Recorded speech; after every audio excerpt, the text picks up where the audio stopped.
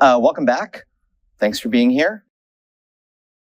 The sort of fun cartoon slide that I showed before, anyone recognize what's the object in the picture that you're not supposed to do all of those terrible things to? It is a floppy disk. I love feeling so old. If you ever wondered why they called them floppy disks, I actually brought one with me.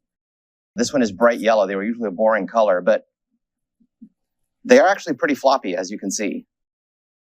So my hope is during the final week of class, I can wheel my Apple II in here, like vintage 1979 computer, and we can boot up VisiCalc, the world's first spreadsheet program, get a sense of what computing was like back when dinosaurs roamed the earth.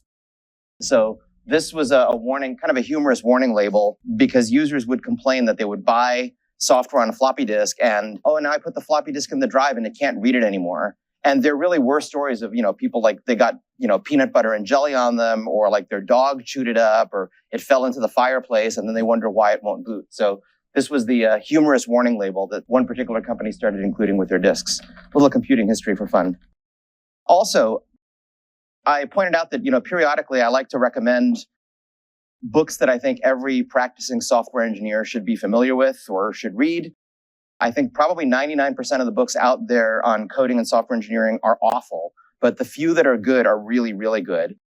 Today's recommendation, and once again, I have no financial or other connection to these books. I don't receive anything if anybody buys them. I just think they're good and I recommend them. This is a book that came out maybe 4 or 5 years ago. It is a pretty comprehensive review of how software is created at Google. And it's everything from the design process, how they do testing, the coding process, how they do deployments, how they do operations, really just about every aspect. And when I first read it, I was actually pretty encouraged that really a lot of what they do at Google is direct extensions of what we do in 169A.